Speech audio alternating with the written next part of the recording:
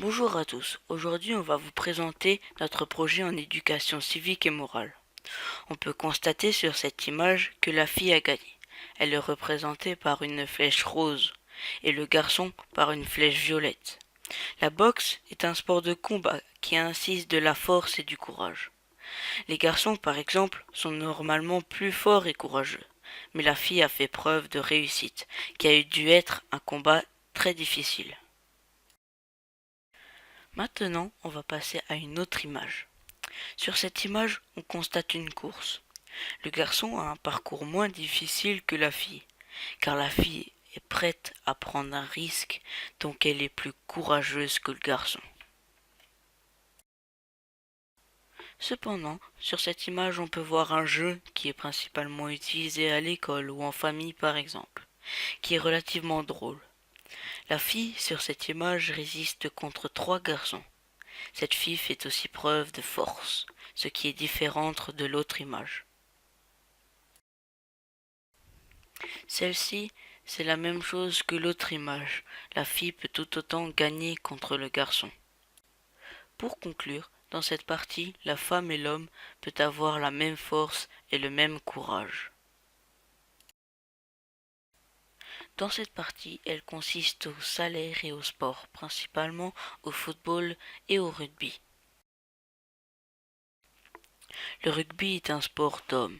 Sur cette image, on constate que ce sont des filles qui sont en train d'y jouer.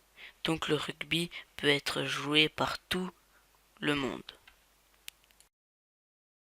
Sur cette image, on constate Neymar, un joueur de foot. Il gagne environ 36,8 millions d'euros.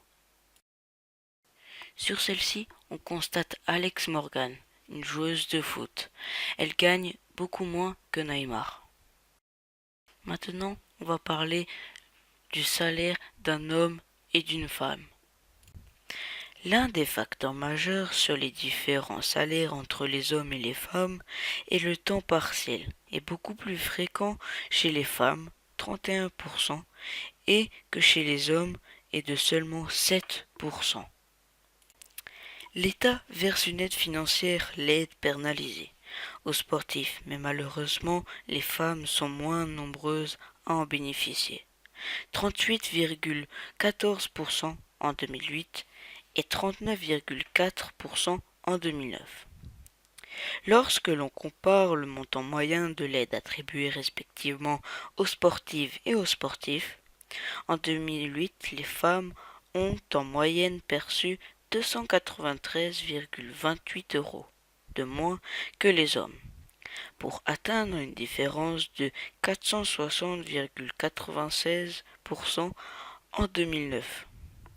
Malgré que les femmes et les hommes pratiquent le même sport, le salaire sera différent car les femmes sont moins nombreuses à pratiquer des sports de haut niveau.